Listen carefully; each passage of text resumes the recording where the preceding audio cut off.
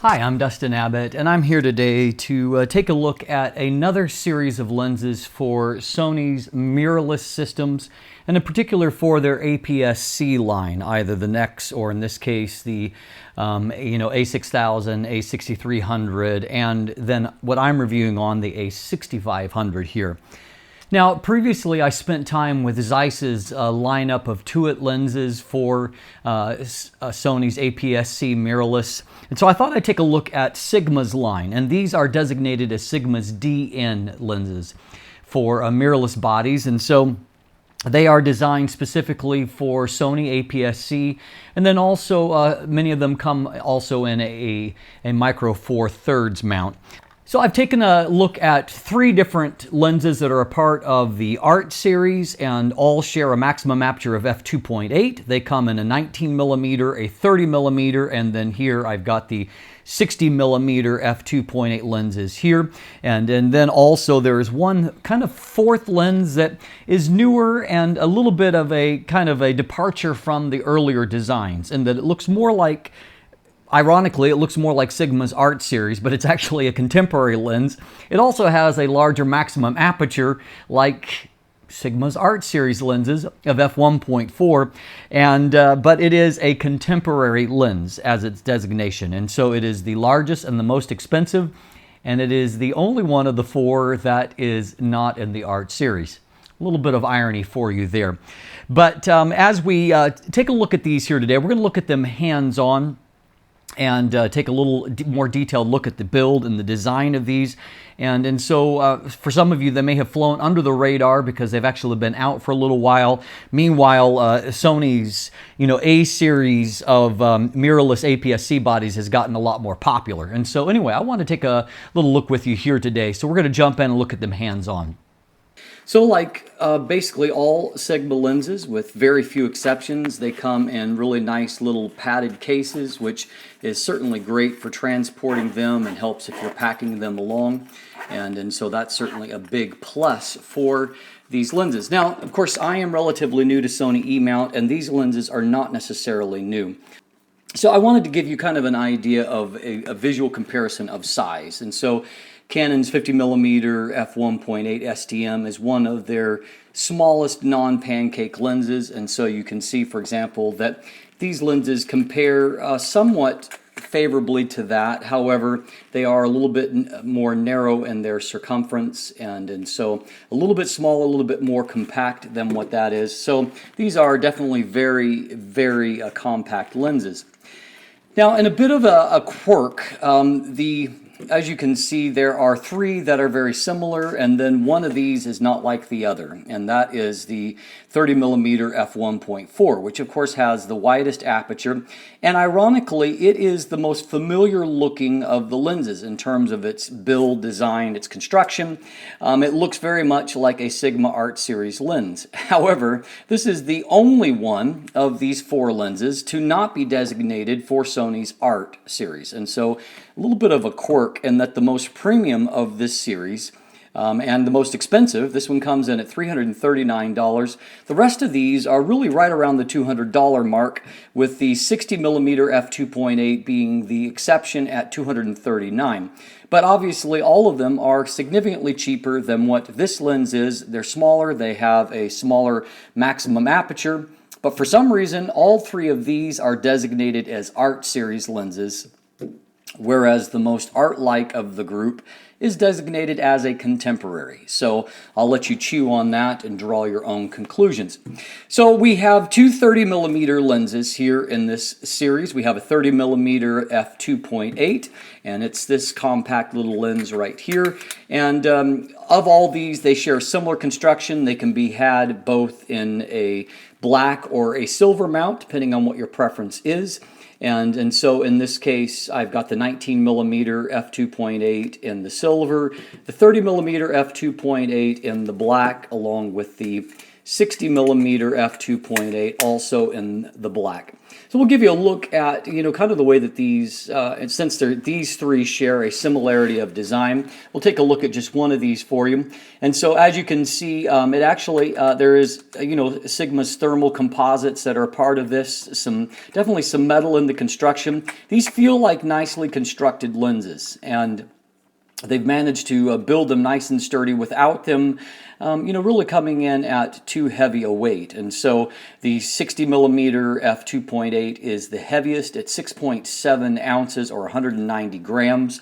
It is followed in terms of weight actually by the 19 millimeter, which weighs in at 5.6 ounces or 160 grams. The lightest is the 30 millimeter f2.8. It's only 4.9 ounces or 140 grams. But all of them, of course, range within 50 grams of each other. They're all nice and compact and nice and light. They really they balance very nicely on the Sony a6500 body that I'm using to review them on.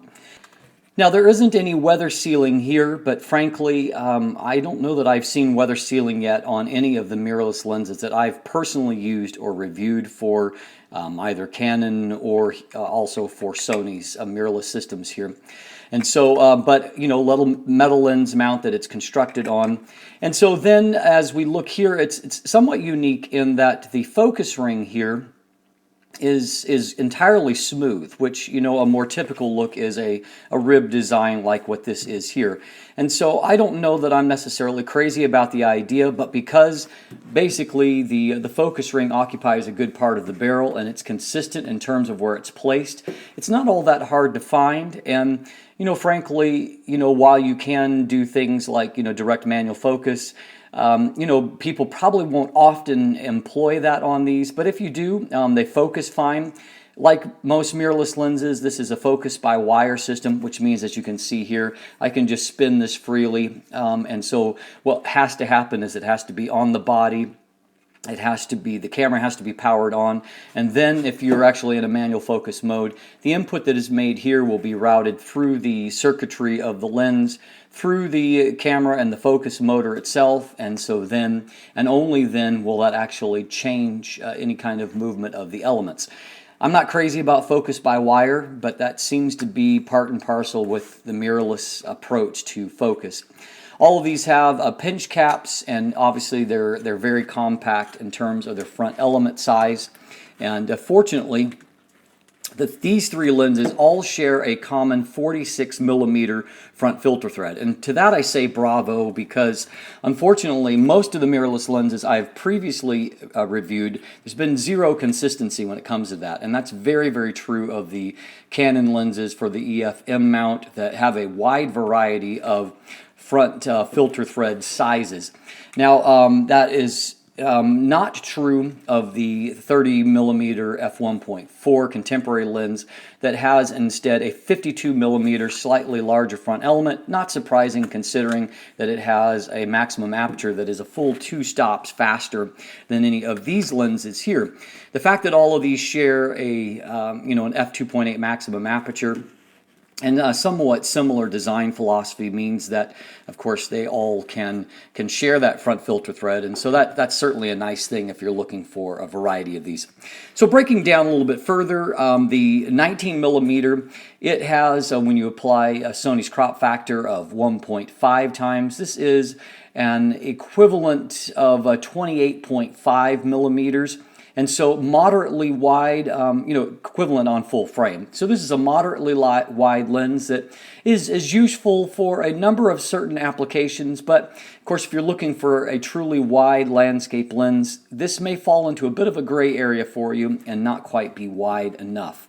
It's actually a nice focal length for something like what I'm doing right now, where I'm trying to get a moderately wide angle of view for recording something like this. So those that shoot video may find that useful. The 30 millimeter, and this is true obviously of both of these 30 millimeter lenses, it is a full frame equivalent of 45 millimeters, which places this right in normal range. It's a very useful focal length, and so you kind of have two choices where to go. You can go for cheaper and lighter, or you can go for the larger 30 millimeter f1.4 lens that is a little bit heavier.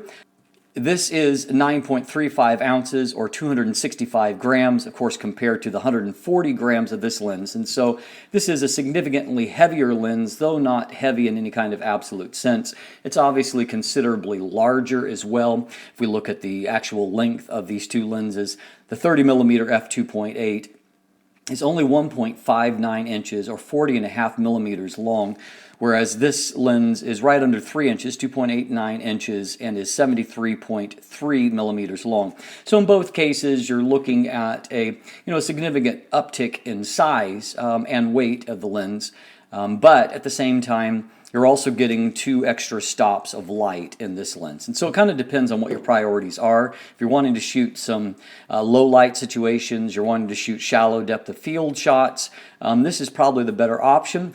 If you're mostly using this as a general purpose lens, maybe some landscape, various things, this lens may be, wide enough for you, and it certainly is. It's a very nice lens optically. Finally, there is the 60mm f2.8, and it has an equivalent field of view on full frame of 90 millimeters, and so this makes it an excellent portrait lens, very similar to an 85mm focal length. And so if you're looking for something, a short telephoto for portraits, this is a nice option for that. And so this is the longest of the bunch at 2.2 inches or 56 millimeters. And when I say of this bunch, I mean the 3 kind of equivalently designed lenses. We've discussed the shortest, which is the 30 millimeter. Finally, the 19 millimeters is still short. It's only 1.8 inches or 45.7 millimeters. So all of these are nicely compact, and so far I've been quite happy, impressed with them in the way that they function in their operation on a Sony mirrorless body. And so, to give you a breakdown just of the optical designs here, this is 9 elements in 7 groups, and it has 9 rounded aperture blades. And so it is set apart as being a more traditional wide-angle prime from these others. The rest of them all have, for example, the 19 millimeter has 8 elements in 6 groups, and so it is a little bit more complex. The 30 millimeter has 7 elements in 5 groups. And finally, the 60 millimeter has 8 elements and 6 groups. And so none of these really have all that impressive a reproduction ratio, 1:7 for the 30 millimeter f1.4. The 19 millimeter is also a 1:7 ratio. The 30 millimeter f2.8 is a little bit poor, 1:8. And then finally, the 60 millimeter is a 1:7 ratio. And so, most of these are right around a 0.14 times magnification. So if you're looking for a macro type lens, look elsewhere. These are not going to give you a great amount of reproduction. So as you can see, all of these lenses are nicely made. They're nicely compact. Even the largest of these obviously is the f1.4 lens, and it is a fair bit larger than what the other lenses are, but it certainly is not large by any stretch of the imagination. It's still a compact lens, and the 19 millimeter, 30 millimeter, and 60 millimeter f2.8s are really compact lenses. I also found that they're extraordinarily quiet to focus, basically silent in focus, which on that point makes them to be nice applications for use with video lenses as well. We're going to look a little bit closer at image quality as well as autofocus in the next part, the final part of my review here. But in the meantime, you can look down below for a linkage to my image gallery that I've been adding a lot of images to. And frankly, not to jump ahead of myself here, but I liked some of these lenses well enough that I've added them to my own little Sony mirrorless kit because I find them to be useful for a variety of different purposes. And ultimately, I think that what makes them very, very attractive is that they are really quite inexpensive, and the smaller lens series, the trio of those, are all right around the $200 US mark, and that makes them really pretty fantastic bargains when you look at their their build and their price, or I should say build and performance ratio to price. It really is quite impressive.